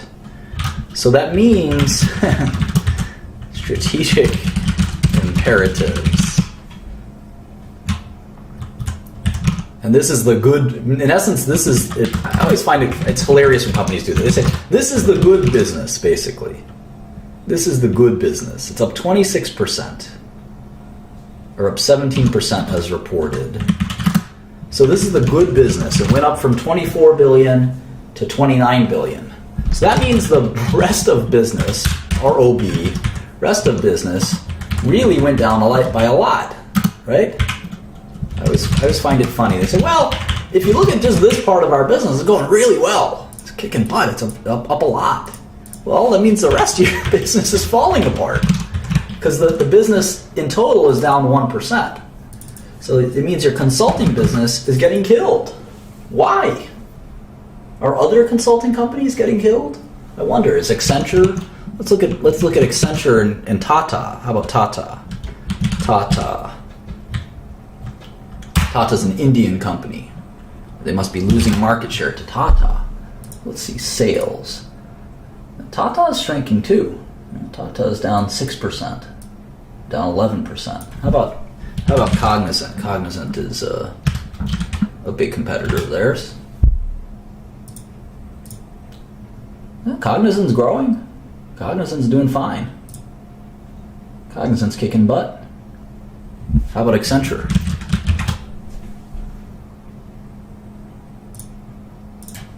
Accenture's not really growing much, but they're growing a little bit. So why is IBM dropping 22%? The rest of their business. Their strategic business is going up a lot, sure. But that means that their non-strategic business, which is, by the way, twice as big as their quote-unquote strategic business, is dropping even faster. So I just kind of think that's kind of bullshit when I hear stuff like that. Cloud revenue is up 50%. Wow. That's good to hear, but again, why is the rest of the business dropping so fast? All these small businesses are doing well, but their major business is dropping. And you can see here that free cash flow is about equal to net income, which over time it usually is. All right, let's keep listening. Yeah, Yahoo Finance mimics the Bloomberg, and it's free, so. As we shift to higher value, as well as the level of investments we're making to drive our transformation. We generated over $13 billion of free cash flow, which is up year to year. This is 98% of our GAAP net income, in line with our expectations that free cash flow realization will be in the 90s. A couple of years ago, we laid out our strategic imperatives around big data and analytics, around cloud, and around mobile and security, the areas where our clients are looking to us to help move them to the future. I want to spend a minute on the progress we've made since then in shifting our business toward these strategic imperatives and in the investments we've been making, which aren't yet reflected in our revenue streams. It's interesting. As a consulting company, IBM has a little bit of conflict of interest, right? They help big companies prioritize their IT, but they're also the only company of those companies, Accenture, Tata, and Cognizant, that actually has products, right? So they have a conflict of interest. They want to pitch you IBM products, but meanwhile, Tata and Accenture, they don't have software or servers. They're just saying, hey, I think if you want a great IT system, you need Dell servers, Oracle software, our programming, I guess, and consulting, and I'm going to pick you the best parts of the IT system, Cisco routers, whatever. Whereas IBM saying, well, I think you need the IBM software, not the SAP software or the Oracle software. You want the IBM software. And then if you're the JP Morgan technology people, you're like, I don't know if I can trust you. It sounds like you have a conflict. Anyway, that's one thought. Said we expect these strategic imperatives to deliver double-digit revenue growth, and in 2015, our performance in our strategic imperatives accelerated. Together, cloud, analytics, mobile, social, and security grew 26% and delivered $29 billion in revenue. As I mentioned, they now represent 35% of IBM, which is up from 22% 2 years ago. With 57% revenue growth over the last year, cloud is now a $10 billion business for us. This made us the largest cloud provider in 2015, which is what you'd expect given our extensive relationships in enterprise IT and incumbency in the data center, positioning us to help our clients implement hybrid cloud environments. Revenue from our as-a-service offerings increased about 60% to $4.5 billion for the year, and we exited 2015 with an annual run rate for our as-a-service business of $5.3 billion. The $10 billion also includes $5.6 billion of revenue from our foundational offerings, where we provide software, hardware, and services so clients can build their own clouds. In either case, what we've been saying for some time is that clients are utilizing the cloud not just to reduce costs, but to gain agility and enable innovation. And whether they're consuming as a service or through their own clouds, or as in the case of most enterprise clients who are implementing a hybrid environment, we're leading that move. To address opportunities we see in this space, in 2015 we made 7 cloud acquisitions, including CleverSafe for object storage, Graviton for cloud brokerage services, and Clearly for cloud video services. We also invested nearly $1 billion in capital, expanding our global cloud data center footprint to 46. We already have an ecosystem of millions of developers globally, and our Bluemix platform as a service has already expanded to over 1 million users, adding 15,000 developers a week. With nearly $18 billion of analytics revenue, we're also the largest analytics provider, and will extend that lead by moving into new areas, including Watson Health and Watson Internet of Things. In Watson Health, we're integrating our own organic capabilities with content acquired through Merge, Phitel, and Explorus. Healthcare is a new revenue and profit opportunity for us as we change the face of healthcare through our cognitive platform to provide value to providers, payers, and partners. We're also addressing the IoT market. Our Weather Company acquisition not only gives us tremendously valuable data and digital content, but a high-volume, cloud-based, insight-driven platform that will integrate with Watson to address significant new opportunity spaces. We'll talk about how we're addressing these opportunities at our investor briefing at the end of February. And while we're investing in capabilities for the future, we're also returning significant value to shareholders. We paid out nearly $5 billion in dividends, and we reduced our average share count by 2.7%. So we got a lot done in 2015. It's about 50% Our revenue for the year was down 1%. That's why the currency is affected so much. There's so much Europe and Asia business. See, the margins on the consulting, about 30 to 40%. The margins on the software are really high. But they're not declining too much. It's the currency that really obscures it. In fact, the software is declining the most, down 6%. That's currency adjusted, I'm guessing. It's down 2 instead of down 9.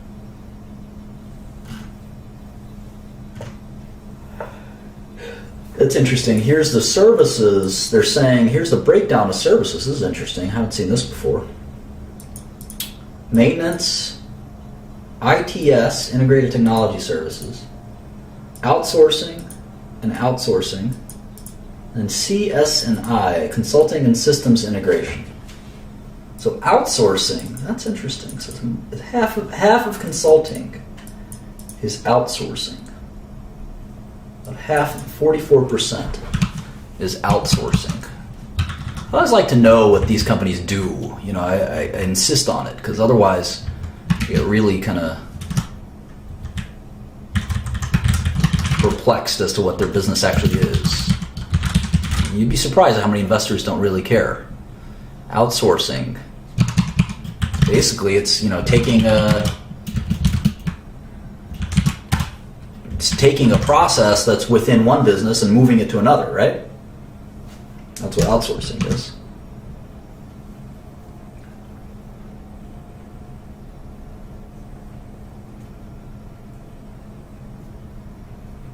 Interesting. So the biggest business is consulting, global services, and the biggest percentage of global services is outsourcing. So it's a lot like Accenture, Infosys, Tata, Cognizant, who again are all growing. So it sounds like they're Cognizant and Accenture may be taking their market share. Now, having said that, Cognizant and Accenture don't only do tech. Cognizant does, Accenture doesn't.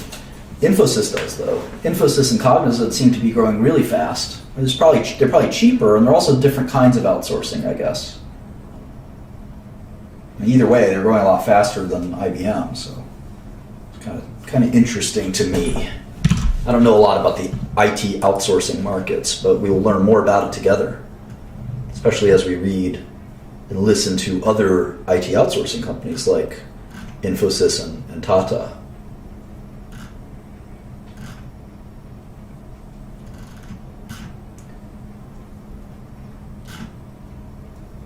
Here's the graph that we just made for the euro. We'll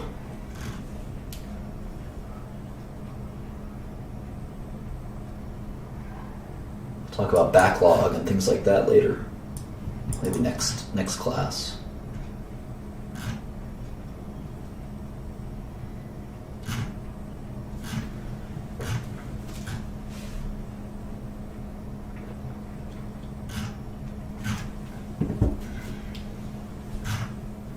You can see how cash flow and net income really track each other.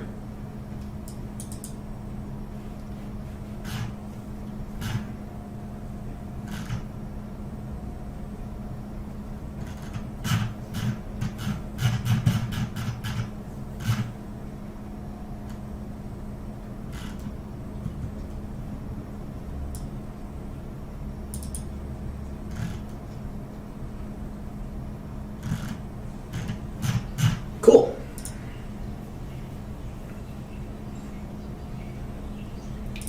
They even have the prepared remarks written down. So you can just read them if you don't want to listen to them.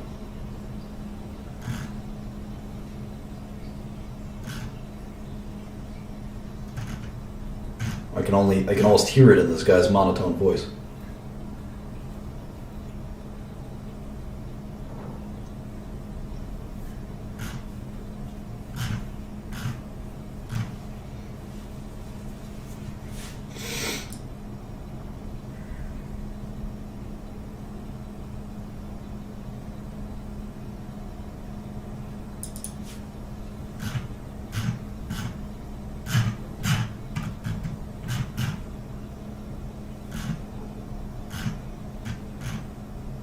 It's often hard to run these really, really big businesses.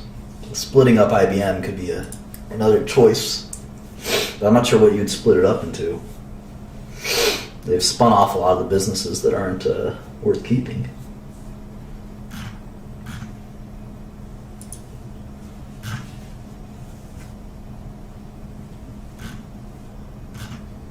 So that's enough on IBM. I think we've got a good hour and 45 minutes on IBM. Let's see if there's something else we could talk about for 15 minutes. Maybe some Q&A or...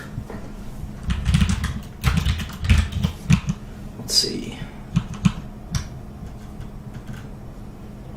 There's a couple interesting... Oops.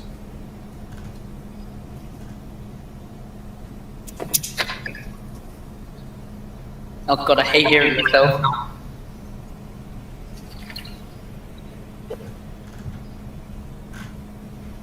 Maybe I'll just take Q&A from the Yahoo.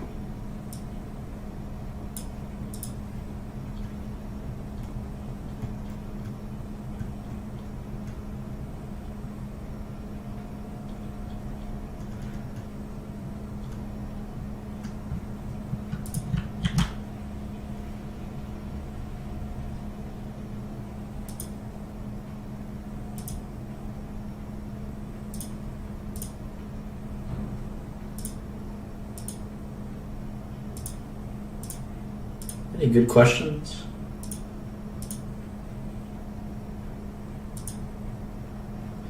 Yeah, so I have this idea. That, and we'll talk about a little bit about portfolio construction and things like that. So we try to build a portfolio. Yeah, the PowerPoint's in they're all in the PowerPoint's in there.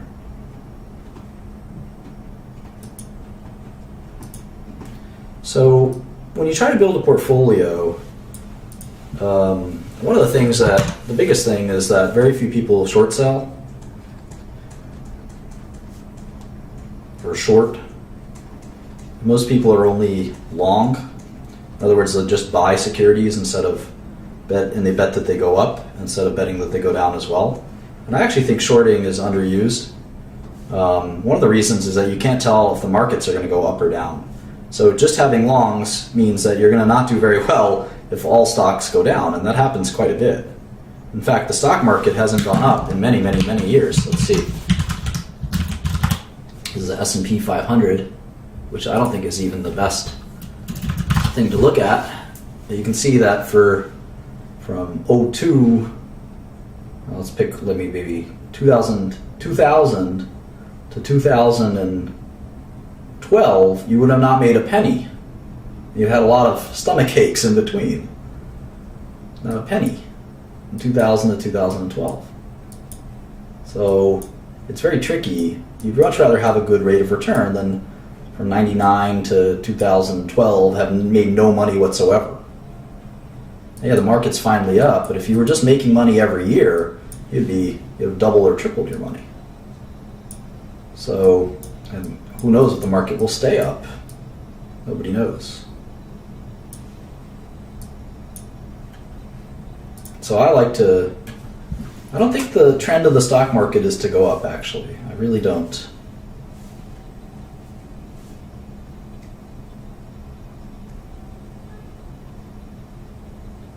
I think that's a fallacious argument. And even if you really believe that stocks go up over the long run, and that's net of inflation, right? Because there's inflation as well. So technically, I think, let's see. In fact, let's pull this up. Let's pull this up.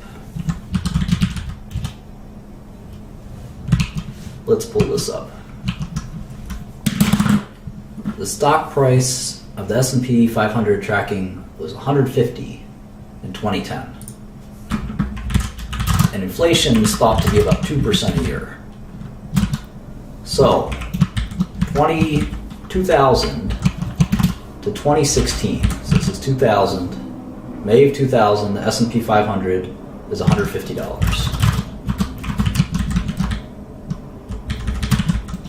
And it is 2016 right now. So the stock market has gone up less than 2% a year. Less than 2% a year. And inflation has gone up about 2% a year. So you're telling me stocks are as good as inflation, but they have all this risk that you don't need to take. That doesn't make sense to me. I'd much rather bet on I bet against overvalued stocks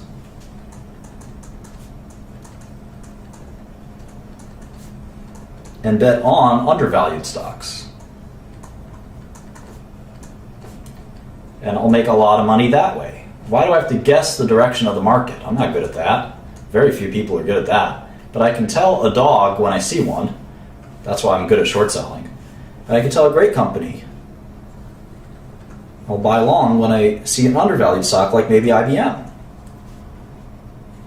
And we looked at two stocks. We looked at Apple, which says that it's trading at 97.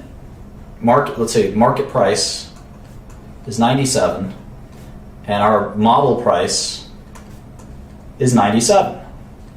Then we looked at IBM, whose market price is what, 130, right?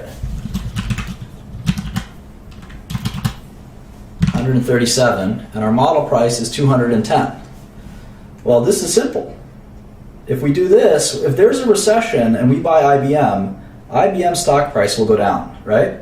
It'll go from 137 to like 127 or 117 or 107. So if we're long IBM, we might be making a great investment. We'll still lose money if the stock market goes down. But if we're short Apple at the same time, and let's say there's a terrible recession scenario, because we haven't had one in 8 years, and they tend to happen every 10 years or so. Apple will go from 97 to, say, 77. So we'll make a lot of money on our short. We'll make $20 per share. And maybe, hopefully, IBM goes from 137 to only 127. So it'll still go down, but it'll be more resilient because it's such a cheap stock relative to the market price. It can't go down that much, whereas Apple could still be very undervalued. I mean, if IBM's 50% undervalued, Apple could be undervalued as well. So you could make $10 per share this way, even in a recession. That's why I like shorting. So the concept of the modeled price, or expected price, versus the market price, we can actually call that alpha. That's what it's called, alpha. Beta is the market movement. So when stocks go up, in like the S&P 500, all stocks tend to go up. And you can see IBM actually has a certain beta. It's a coefficient. You can actually add it up. Its beta is actually 0.7. IBM's beta is 0.7. So 70%, that means 70% of IBM stock movement is related to the stock market movement, whereas only 30% is related to IBM specific things. That's why the market is so important. That's why hedging out the market risk is, I think, a good idea, because you don't know what the market's going to do. And if you look at the last 15 years, the market hasn't gone up. It's gone up a tiny bit because of inflation. But if you adjust for inflation, it hasn't gone up at all. So I don't know why people think stocks go up over time. I think it's silly. There's no systematic reason why they should go up over time. In fact, I can tell you systematic reasons why they should go down over time. So, in any event. So the next thing that I talk about that's kind of interesting, and it's in terms of timing, how to time things. Well, let's talk about the second kind of elements first. My take is if you have 10 stocks, these are 10 stocks. My take on the stock market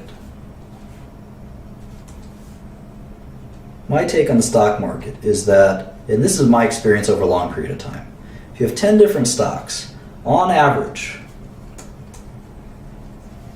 8 will be fairly valued.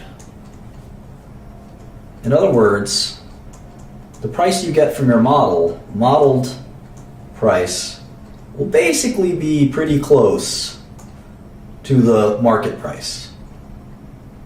And we saw that with Apple, right? We calculated, we did all these calculations, we spent all this time, did all this research, and the market price and the model price were both about $90-something a share.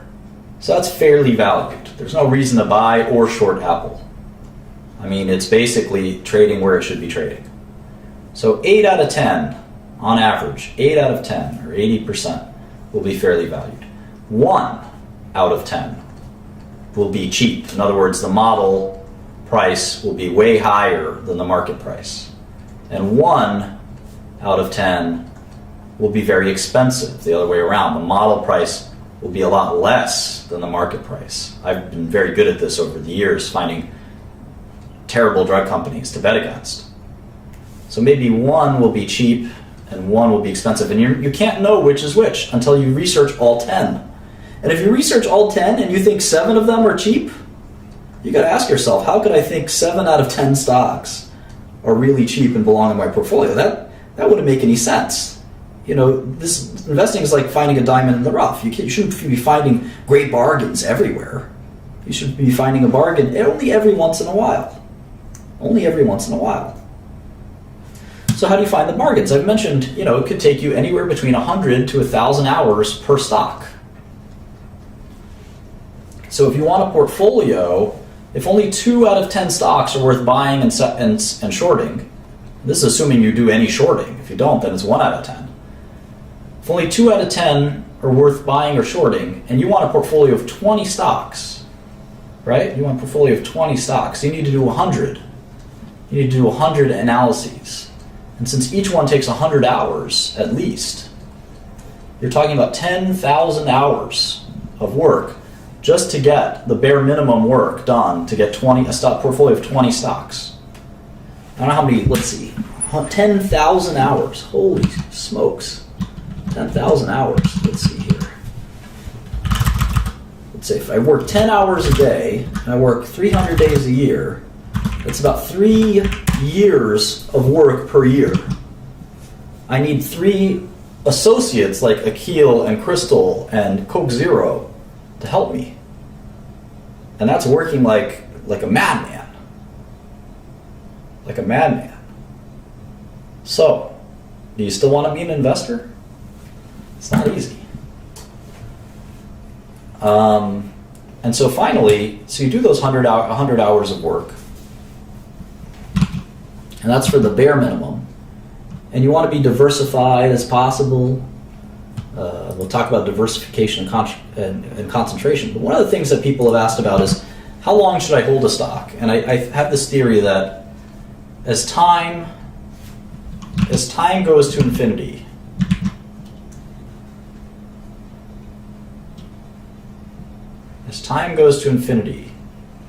your ability to tell whether a stock is cheap or not, in other words, how much alpha is there, it should approach 1 or 100% or infinity or whatever you want to call it. You should be able to tell with certainty if a stock is cheap or not.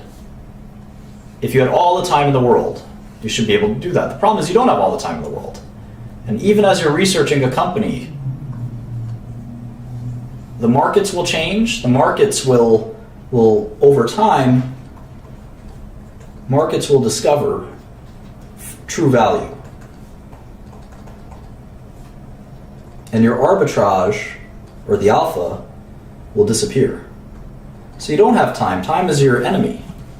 Now as time goes to 0, in terms of a time frame, your ability to capture an arbitrage also approaches 0. So in other words, if you tried to day trade, let's say IBM, let's say today, IBM traded at 1540, it was $137.60. And at 1550, 10 minutes later, it was $137.80. And that is a totally random movement. There's no alpha in that. There's probably no beta in that either. It's just random. But there are people that try to make their living, especially computers, that try to make their living guessing on these very small movements. They buy and sell in milliseconds. I more or less buy or sell over time, over periods of years. But there are people that do that. And it doesn't work very well unless you're a computer. Computers tend to be very good at that. And a lot of people think computers are actually cheating. There's a lot of investigations about that at the moment. So that's sort of the theory of how I think about investing. And there's a lot of other things. I kind of ran through that very quickly. So it's been about 2 hours. That's enough for me. I have to get back to some other things. So thank you so much for listening. I hope some of this was informative. We'll continue to look at a lot of the companies in the tech industry since people are interested in tech. We've done restaurants before. I've certainly done healthcare before. I'll be sticking around on the stream to keep discussing some of this stuff. But I'm going to turn it off for now, and I'll see you with lesson 5.